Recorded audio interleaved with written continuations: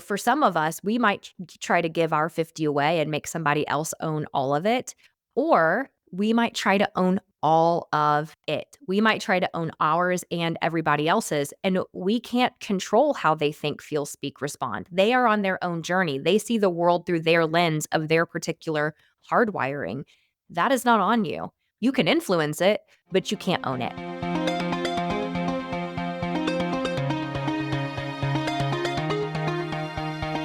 Hey everyone, it's Amy Lynn Durham, and you're listening to Create Magic at Work. Create Magic at Work is on a mission to equip senior leaders with tools they need to be a true quantum leader and actually understand what that means.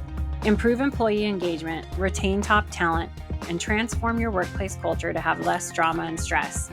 So let's start making magic.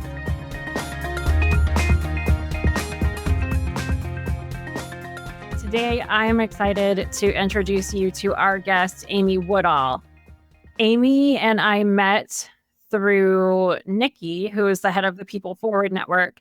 And we've just really been connecting ever since. And you'll probably figure out why when you hear a little bit more about Amy. Amy is the visionary force behind Conscious Habit and High Vibe Tribe Retreats. As the host of the Conscious Habit podcast and the founder of Conscious Habit, Amy is on a relentless mission to infuse the world with consciousness, one person at a time. With over a decade and a half of experience as a human behavior expert, communication coach, mindfulness practitioner, and performance coach, Amy brings a wealth of knowledge and insight to her work. Her journey began with the realization true change starts from within.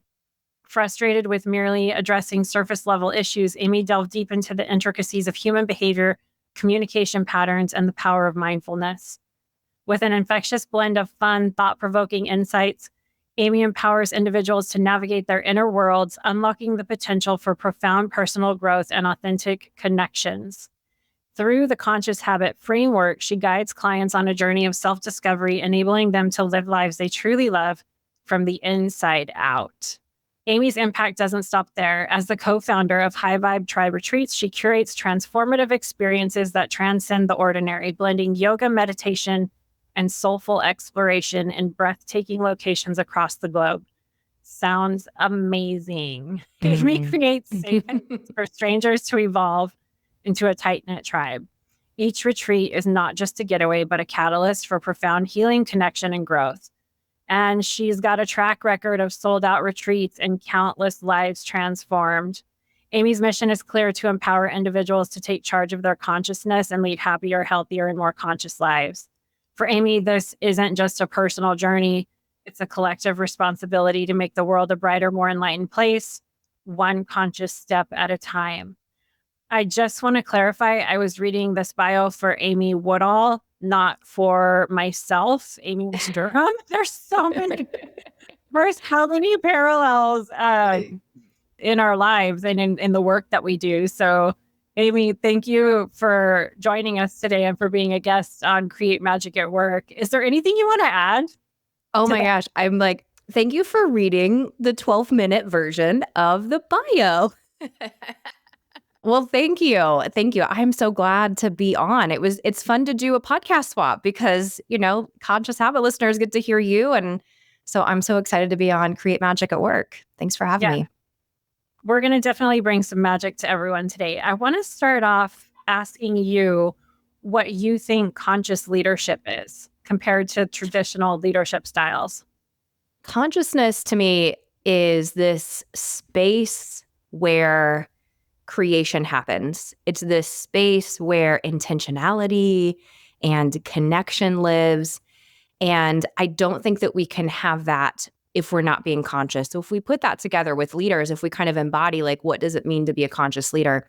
It's a leader who gives a damn about a mission, a purpose, their people.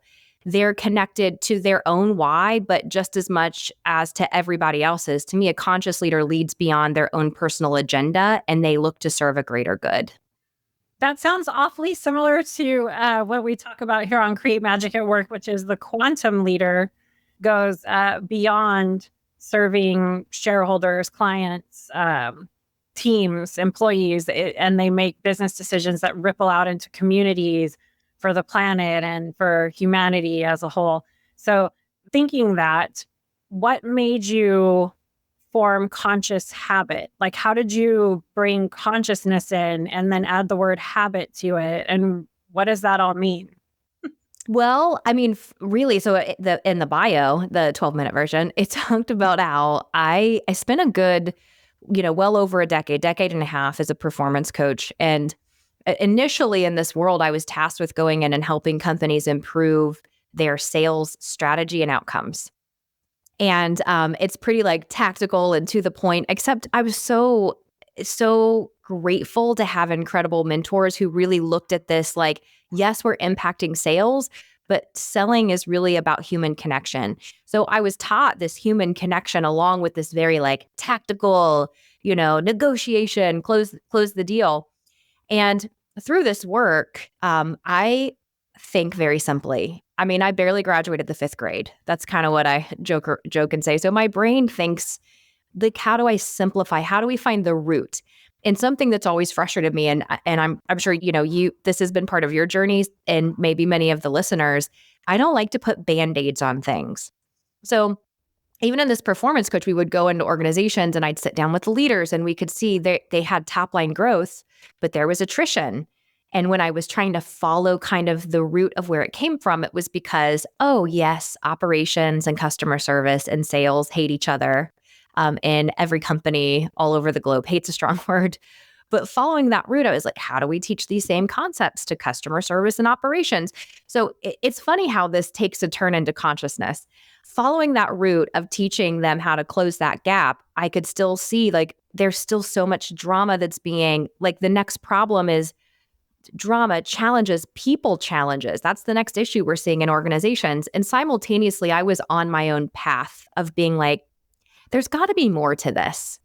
Like I've achieved, you kind of have these milestones for yourself and you hit them thinking this is when I feel good or satisfied, or that's when I feel this inner peace. And I would get there and I would always feel elation for like 5.2 seconds and then kind of disappointed and then feeling like I had to raise the bar. So simultaneously, I was on my own journey of learning how to meditate, find this inner peace, figuring out that my inner world is creating my outer world, and, had been studying this stuff for myself. And so in my client relationships, I just started providing some counsel, if you will, some advising to clients. And before long, they're like, can we get more of that? And it had been with one client in particular, I don't know if we were 6 months or a year in. And this client said, is this, the company that I was with before, is this their content? And I said, we haven't talked about that in like 6 months or maybe a year. And they're like, well, what is this? And it made me contemplate like, well, I think we've really been practicing consciousness as a habit. Like, how do we just be more conscious beings over everything? I'm mad for a reason. Why do I feel that? Why did it trigger that? What then is my reaction? We were really creating this path of curiosity. And so through that, I started to break it down and was like, okay, well, what are we actually practicing here? And the conscious habit framework came to be. It started in my own practice, but then, with the work I started doing with clients. So can you tell us a little bit about the conscious habit framework? Yes. So it's a combo. It's so simple. As we know, many things can be simple, but not always easy, right? It takes a lot of practice. The first step is awareness. And even on the consciousness scale, like awareness it ranks pretty darn high. We cannot change what we don't acknowledge. And so with clients, we're working on just awareness of all areas of their life. What's working, what isn't. We focus heavily on business, but as you and I know, how you do anything is how you do everything. Like we bring the same version of us everywhere. So awareness is one component in teaching habits and practices around awareness. And then we have presence, the practice of presence.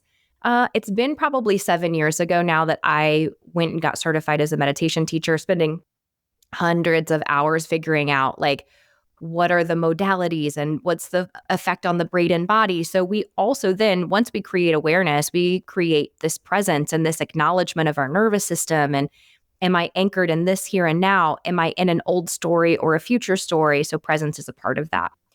ownership is really my love language, I have to tell you. Like, on top of wanting to help the world be more conscious, I want to help teach the world how to own their shit. And what I mean is just taking radical responsibility over what we can control. So often I can still be guilty of this. I will make other people responsible for my happiness. And it's so not fair. So we go through what are the elements that we actually have control over, and then what can we do with those? Awareness, presence, ownership. We then work on subtracting the ego's story. So we work on identifying, this is so fun with leadership teams, for them to know when their ego takes hold in their leadership style versus when they're unconscious, leading consciously. So we work on ego getting very familiar and making friends with it, naming it. Mine's name is Jerry, by the way. Pretty sure Jerry's a crack addict because he never shuts up and he never sleeps. And he always has something, spicy to say. But working on ego, learning how to subtract that so that anytime we're in a situation where we're out of alignment with our own consciousness, our inner peace, our satisfaction, we can go through this and subtract that. The last piece of this framework is multiplying or adding in love. And love looks like all kinds of things. Love can look like curiosity, compassion, empathy, connection, gratitude, appreciation. Love can look like having a tough conversation, and kind of speaking your truth. So we always want to make sure we add love back into the mix after we take out ego. And we just practice these things. We go pretty deep in each one of those categories. But clients that have been practicing this, they certainly improve their consciousness. Yeah, thanks for sharing the framework with everyone. I think it'll, at the very least, get everyone kind of like thinking about it. I'm interested in a couple of things. The first is part of the spiritual intelligence work is developing an awareness between your ego versus your higher self and who's in the driver's seat. And then once you have that awareness developed, the sort of next step would be, how do I operate from my higher self a larger percentage of time? That's what I like to say. And then how do I seek guidance from my higher self, that place within you that comes from wisdom and compassion and love? I'm curious because in the spiritual intelligence space, when you're operating from a level 5, which is kind of the higher level of being able to operate from your higher self, there's a space there where you can have an ability to put your ego in service to your higher self. And I'm curious what that would look like from a conscious habit standpoint. Like, what does it look like? Because we're human, we're having a human experience. Our ego's not going to go away. You have your friend with you that you mentioned. What was his name again? Jerry. Yeah. Yeah. Mine has always been known as Amelia. And she actually started in my early 20s and she really would rear up when tequila was involved. Ooh. A lot of people listening that have known me for a long time might remember that. So yeah, anyways, jokes aside, what do you think it looks like when we've gotten to the point where, maybe not all the time, but a large percentage of time, where we can have ego in service to higher self? I think of ego kind of in 4 categories. I know it's a lot more complex than that, but I'm a simplifier by nature. Like when I mentioned that, like, root, the conscious habit tagline is root of result. So a lot of people are familiar with like maybe Jungian principles, or think about behavior in 4 quadrants. There's colors, there's PI, there's DISC. When we think of our, kind of the ego story, it can rely heavily in some of those categories. So I'll go over those and then share with you, like, where do I think the switch is? So for me, my ego's MO, if you will, is really surrounded with achievement. And when it's not served me well, I have used achievement as a means to prove I'm good enough, and to prove I'm good enough to other people, but mostly myself, right? What we're trying to prove to the world, we really just want to know for ourselves. And so there's that achievement marker. And we might know that our ego's MO is achievement if we feel guilty when we're resting, if we look at social media can be very triggering for that ego style, because it might be, oh, they're further ahead than I am. They are making more money. They had a nicer vacation. We're kind of always looking for, I should be achieving that. And so we're in ego out of service to self when we're in this sort of shoulding, very performative, trying to earn. There's another category that's very much around, I need the approval of other people, because that ego's voice is saying, if you don't approve of me, maybe I don't either. If you don't think I'm good enough, then I can't think that I'm good enough. And so that ego is constantly like, hey, who do you need to be today to earn their approval? There's a way that can work for us and our ability to just be flexible and meet people where they are. But there's a way that ego begins to work against us in our inner knowing when we're doing it as a means of being worthy, lovable, right? Then the third one is turning into martyr.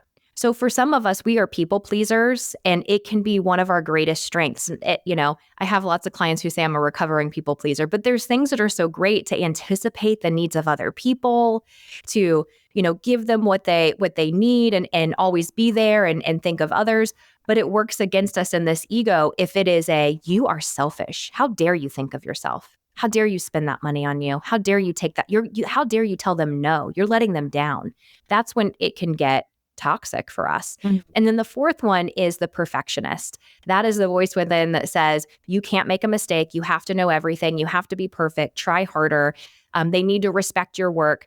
And I think what's true for all of those is when it's a means of proving, it is working against us. When it's a means of serving, then it works with our highest self. So I've always told clients, if it's the cake, we're going to be hungry.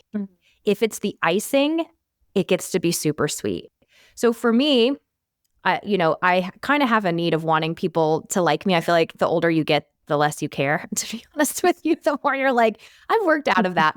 But I would say my two, if I look at my lifetime, would be achievement and approval of other people. That can work in my favor if I'm achieving, because I know, like, I'm on this planet to serve this mission, and I get to think big and I get to operate big. But if it becomes a burden of proof, that's when we've got to get higher self taking the wheel. Yeah, I think that's a great illustration of what it looks like to recognize difference between ego and higher self, who's in the driver's seat, and how to, put ego in service to higher self. Some of the things that you referenced had me thinking the hyperachiever. You're talking about the saboteur of the hyperachiever is like the way I would track that or echo that back to you. And there's a couple of things with that. A lot of us that worked in the corporate space were in systems that rewarded the hyperachiever. And so we've been systemically trained to look for approval in the work that we're doing, to look for recognition, to validate who we are.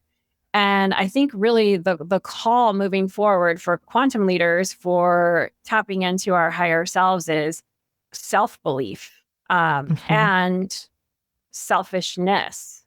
You referenced perhaps maybe the overgiver or the people pleaser in the workplace way back a year probably ago or even more. We did an episode that was called Are You Exhausted from Overgiving? And tapping into that exhausted feeling and not feeling like there was a flow with that. And so I just wanted to comment on what you were sharing. And the question really is, how do we step back and take a moment to truly have that high level of presence to where, okay, what part of me is still unraveling or unthreading sort of this hyperachieving thing that was ingrained in me from the system? Because all of these topics are really slowly shifting the system that we're working in as well. And then also to bring up one of your phrases, how do I own my 50, right? How do I own my part in this? And so let's talk about that. where did you come up with own your 50? And what could somebody do in that moment to own their 50? So own your 50, honestly, it became kind of a nicer way of saying own your shit, although I don't mind saying that because that's, my Peloton handle is in an F-bomb. So it's a little bit like, you know what, let's just get to the crux of it. Let's speak real. Let's make this, very attainable.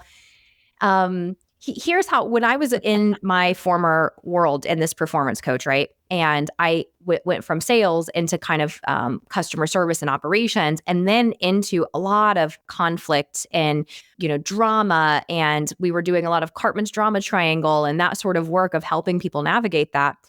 Own Your 50 came from if we are frustrated about anything, about someone else's behavior, how they showed up, how they chose to speak to us, whatever, then we have to take our piece of the frustration pie. And what we cannot do, where we really rob ourselves of being more conscious and aware of our own patterns, of where there's an opportunity to grow or heal some story within ourselves, is when we bypass that and we purely point the finger at someone else. And so Own Your 50 became, hey, in 100% of the problem or challenge, you have to take your 50% of that slice of pie. And you've got to own all of it, 100% of that. But if I'm only focusing on your part, I can't fix that. For some of us, we might try to give our 50 away and make somebody else own all of it. Or we might try to own all of it. We might try to own ours and everybody else's. And we can't control how they think, feel, speak, respond. They are on their own journey. They see the world through their lens of their particular hardwiring. That is not on you. You can influence it, but you can't own it. So Own Your 50 became this way of helping people see, like, which part is really up to me. And the next piece of that, like when we're dismantling the how do I know? How do I stay conscious enough? Well, first off, consciousness, we have to give ourselves the right ingredients to allow our human body to get, because consciousness to me is even beyond this humanity. It's a space and a connection and an energy that is larger than our own humanity. In order to give ourselves a chance to be there, we have to put the right ingredients in. We've got to give ourselves time to just slow down. So whether that is you go for a run, you have breath work, you do meditation, you journal, something that allows you to, kind of hush the chatter of the mind that can be very much ego talk, but it can also be our nervous system is freaking jacked because we are running 1,000,000 miles a minute. And through these continuous practices, among other things, but I think just giving ourselves a chance to slow down, for me, it was meditation. And in particular, twice a day meditation changed my life. What I felt like it did in this consciousness and awareness thing is I used to be the kind of person who believed everything I thought, right? Like every thought I believed it. I thought it all had some validity. I actually thought all of my thinking was me, right? That was kind of ego. Had no idea. I thought it was one and the same. Through these twice a day practices, I began to create a space in between, and the space began to grow. And that space is the space of awareness and consciousness where we can notice and change. So on this path of noticing, can we have habits that help us create space? And the other thing is noticing afterwards. The path of learning, I wish it was just like, I'll listen to this great podcast and I did meditation once and all of a sudden I'm going to be a more conscious being. Oh, hell no. I wish it was that easy.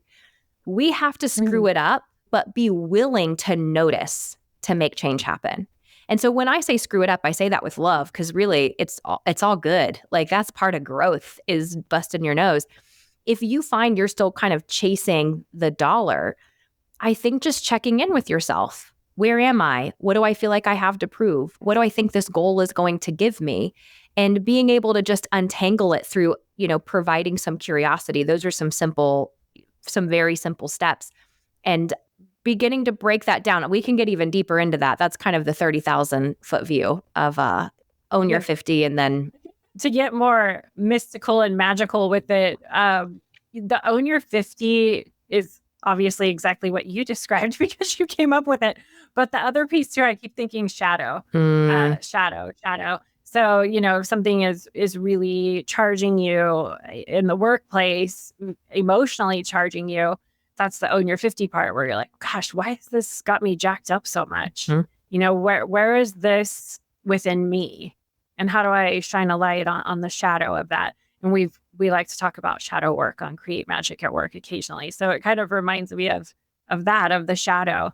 And when you were giving your own personal story of how meditation helped you tap into unity consciousness, is the way I would frame that. That to me is how you were able to differentiate the voice in your head between ego and higher self. That was your gateway to consciousness. And I think it can be different for different people, but whatever, for everyone listening, whatever you feel works for you, that helps you differentiate between that ego voice and that voice that is within you, and that place within you that comes from wisdom and compassion and love is important for you to maintain inner peace during difficult times, even during times of great stress. And a lot of those times happen in the workplace. So I'm really grateful that I'm appreciative that we're having this conversation. I'm starting to, before we pull a card for everyone today, can you just share a little bit more about what inspired these retreats that you're doing? Who are the types of people that attend them? One of the things I like to shine a light on with Create Magic at Work is to bring awareness that, hey, everyone, these things do happen in organizations. People are talking about spirituality from a faith neutral perspective. Leaders are going on retreats to become better quantum leaders and do service for the greater good. So can you share a little bit about the retreats that you do? Oh, it's some of my favorite work, I have to tell you. So they're women-only retreats, these retreats. And the reason for that is because, especially for women who have been hyperachievers, who have been high achievers, who have been people pleasers, we've taught ourselves and also have been taught to diminish our feminine energy in order to fit into a very masculine environment. So these retreats being women only, there is a healing of the feminine energy that a lot of these women didn't even know that they needed. So they're women only retreats. A lot of our attendees are executives, owners. They don't have a yoga or meditation practice necessarily. Some do. Some have a pretty deep practice, but many of them are brand new, and they're just coming for a moment to reconnect and tap back into themselves. It's this really fun mix of like a beautiful city, like-minded women. This year, it is in what's voted the world's #1 city. It's called San Miguel de Allende. If you've never heard of it, it's in central Mexico. It's the most magical freaking place. I cannot wait. So it's a chance to transform and have fun and build relationships. And we also do adventures. Like, this is a retreat that you don't need a vacation from, because we're not doing coursework from 5 a.m. until like 9 p.m. It's a really great mix of transformation work, connection, and all of that stuff. So cannot wait. This will be our 4th one. That is super amazing and exciting. I just had this vision of when you go somewhere like that and then you come back, it almost is like your cells and your body are transformed. I mean, they are, we know, right? So, and then you come back as this newer version of yourself that can be integrated back into you, whatever you're doing in your day-to-day life, just at a little bit more of your higher self, a little bit more. That's all I say, is just a larger percentage of the time, right? We don't get it right all the time, but just a little bit more is all we need. I love that. Right? All right. I'm going to pull a card for everyone listening. This is from the Create Magic at Work journal prompt card deck. And you get a message from the universe today. And then we get to ask Amy a question to share some of her wisdom. So let's see what card's coming out today. Okay. We got mentorship. And the affirmation is, I willingly share knowledge with others in order to leave a positive legacy. So everyone listening, think about this. I willingly share knowledge with others in order to leave a positive legacy. I authored this affirmation coming from some spaces that I've seen where people silo themselves, and in unhealthy competitive situations where there isn't collaborative sharing for the success of all. So I willingly share knowledge with others in order to leave a positive legacy. Amy, you shared a lot today with everybody. So first off, thank you for that. If somebody is seeking mentorship or a sponsor in their career or in their workplace, what advice would you give them on how to go about that? Well, first, the answer is always no if you don't ask. There's times that we create limitations in our mind. Actually, Cy Wakeman, who I had a chance to have on my podcast, and I love her work so much, she has this phrase in her book, Life's Messy, Live Happy, which is, I see stop signs where they don't exist. And I would recommend take down invisible stop signs. You would be amazed at how many people are willing to help you if you have an ask. Step number 2 is just be clear about the ask. What are you genuinely looking for? How do you want people to help you? So I think if we can be bold and courageous in our ask and have a kind of a clear idea of, like, if I were to go to Amy Lynn, I would say, I would love for you to mentor me in spiritual intelligence. And then she knows how she can help me. And we kind of knock down any of those hurdles along the way. Great advice. Amy, if people want to connect with you more, listen to Conscious Habit, just be near you, speak with you, how can they get a hold of you? So LinkedIn is where I'm most active on social. I don't know how many people kind of hang out there, but there's definitely LinkedIn under Amy Woodall. There's theconscioushabit.com is our website. YouTube, we've got all of the podcast and random videos and all of that good stuff on YouTube as well. Awesome. And when's the next retreat coming up? It is November. I forget the date. Yeah, November 3rd through the 8th. We have a few spots remaining. Nice. We always sell out, and I know all the right women will land there. And that's right before the holidays, so you can come back like all refreshed to go through the holidays in like a peaceful, centered way. So more bandwidth for the exactly right. Thank you so much for being a guest and sending some magic to everyone today. Thank you so much, Amy Lynn. Really appreciate it. I want to thank each and every one of you for coming back every week to listen to a new episode of Create Magic at Work and really helping to support and advocate for healthy leaders, workplaces, and lives for all of us. If you want any information on how to connect with me, click on the link in the show notes. You'll get access to all of the social media links for Create Magic at Work. Stay following along for more amazing episodes where we help you improve productivity and profitability in the workplace and decrease stress. Sending magic to everyone, and see you next time.